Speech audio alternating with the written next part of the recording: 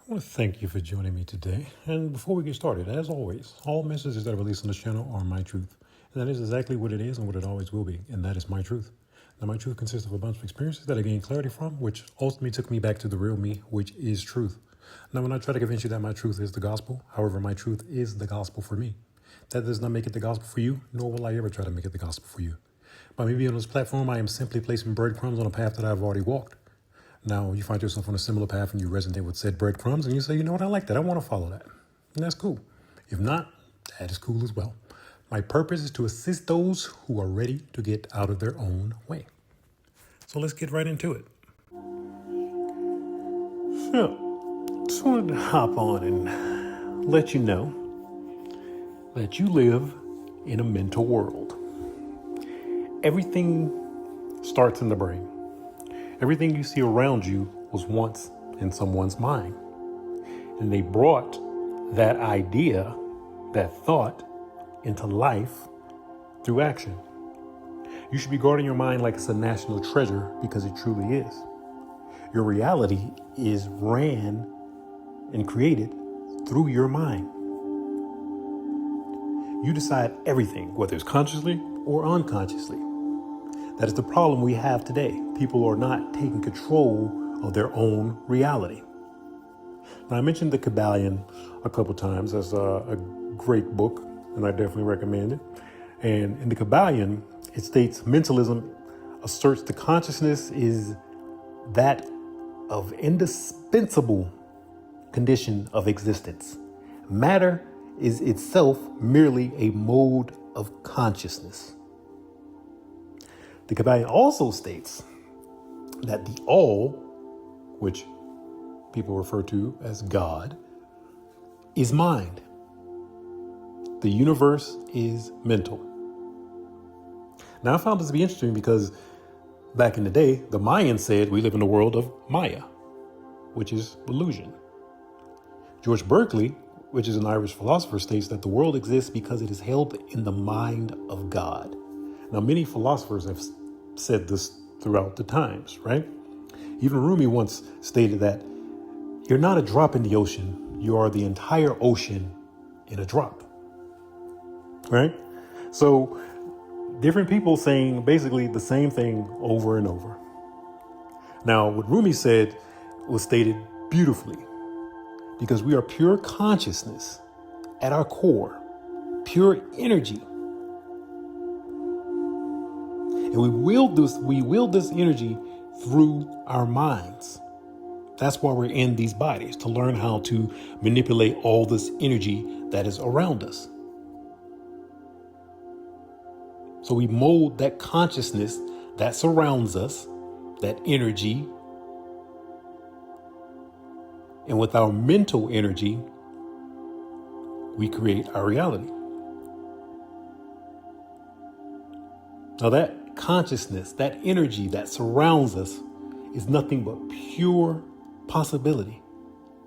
And through that pure possibility, you pick out what you want through your mind. So this is why it's important for you to have a good mental diet. Know what you're ingesting into your mind. Keep a tab on your thoughts, because your mind is what's controlling everything.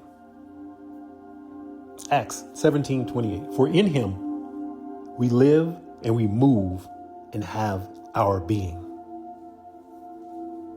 Kind of sounds like we live in the mind of God, huh? Which is what people have been saying for a while. Now, as I keep saying, all these different words are describing the same exact thing. Throughout different times, all these people that I've been naming so far have lived in different times, but they're saying the exact same thing. And these times have spanned back thousands of years. And there was no internet and all this other stuff. But these people are saying the exact same thing. Now you have to understand, we label everything in the world. And when I say world, don't forget the world is man-made. Reality is what is nature. That's truth. That is life. But man created the world on top of reality, trying to replace reality, but it can't replace reality. So don't fall into these traps of being locked in a cage by these different words that have been created by man, and you're thinking, oh, that's what it is. Because as I said, throughout time, people have said the exact same thing, but using different language. Stop getting caught up in words. If we're saying the exact same thing, who cares if it's not the same word that you like? We're talking about the same thing. Tomato, soda, pop. Let's go forward to now. Lies, cap. These are all words describing something. That's what should be important, is the description. Are we talking about the same thing, or are we talking about something different? That is what should be important. I've even brought up Plato's cave, which goes into exactly what I'm talking about, how we're living in an illusionary world. But think about it. When did Plato exist? All these people are talking about the same thing over and over. But it's up to you to recognize that you are more than just a body. Now I can dive into my own personal experience, because I've experienced many different things on my spiritual journey.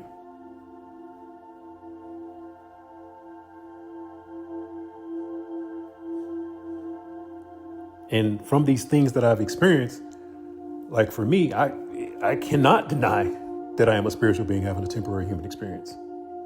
There is no other explanation.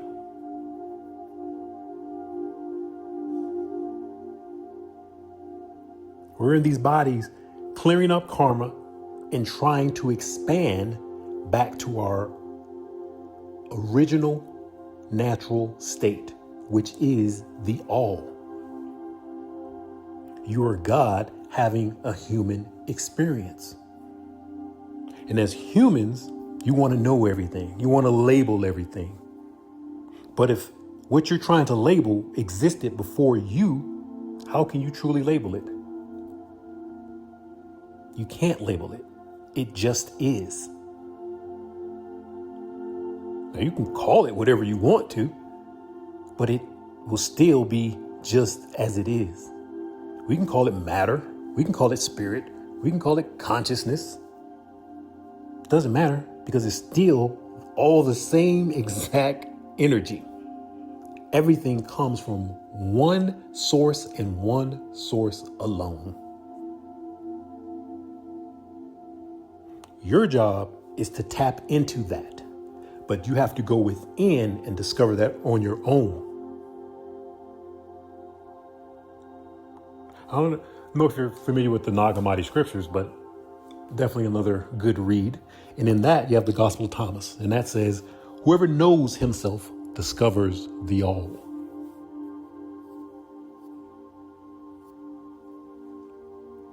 Because that is when you truly know who you truly are. Because you're not your name, your race, your religion, your sex, all these different things, words, these labels that man have given you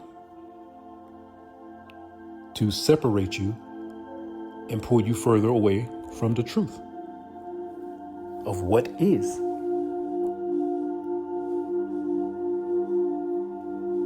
So it doesn't matter if we're in a dream world or whatever other kind of world somebody wants to state. Your purpose is to come back to who you truly are.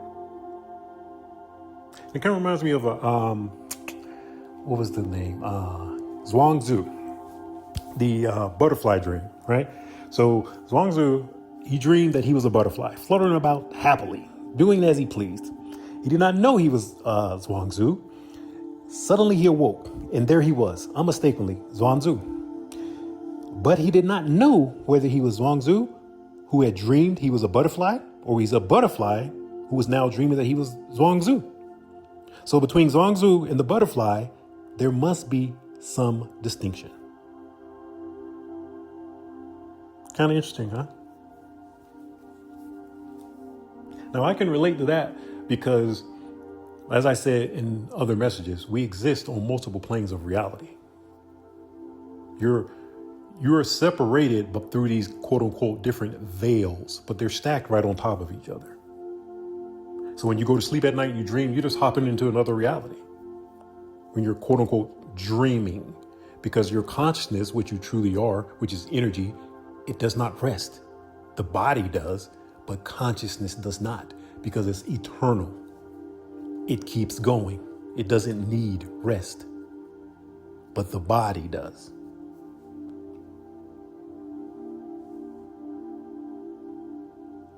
Now, even through meditation, I've had mushroom experiences, I've had experiences of me being able to see into these multiple realities, where I could have chose, okay, I want to look at this one, I want to go into that one. So I know they exist because I've tapped into them.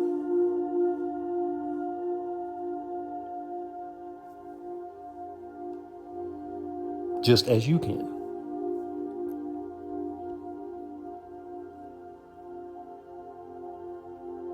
So it doesn't matter. We call it Maya, Plato's cave, God's dream, living under the veil, or what we call now living in a simulation. Doesn't matter. These are all repeating messages over thousands, not hundreds, thousands of years. And they're all saying the exact same thing. You are more than what you think. And I want to go with one more scripture, and I'm going to leave it at that. And I'm going to break it down to what I heard from this scripture. Mark 4:35 through 41. Jesus called in the storm. That day when evening came, he said to his disciples, let's go over to the other side. Leaving the crowd behind, they took him along just as he was in the boat. There also was other boats with him. A furious squall came up, and the waves broke over the boat, so that it was nearly swamped. Jesus was in the stern, sleeping on a cushion. The disciples woke him and said, Teacher, don't you care if we drown? He got up, rebuked the wind, and said to the waves, Quiet, be still. Then the wind died down, and it was completely calm. He said to his disciples, Why are you so afraid? Do you still have no faith? They were terrified and asked each other, Who is this? Even the wind and the waves obey him. This parable, what I hear from this parable, I'll tell you what I hear from this parable. I'll break it down how I hear it. Matter of fact, I'll say it.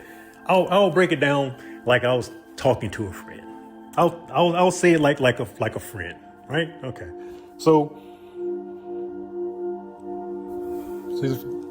some friends came over and woke up Jesus, right? Jesus, come on, man, come on. We need you to calm down the storm. Dang, man, y'all still don't have no faith in the power of y'all mind yet? Y'all done been with me all these different places. Y'all done saw all these different healings because I went within and I tapped into my true nature. And when you tap into your true nature, everything is under you because this world is yours. Why? Because I'm a part of the all.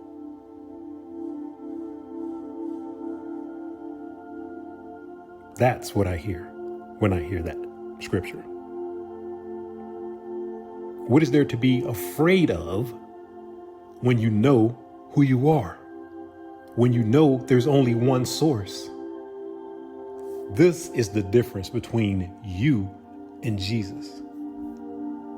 He knows his connection to source, to God.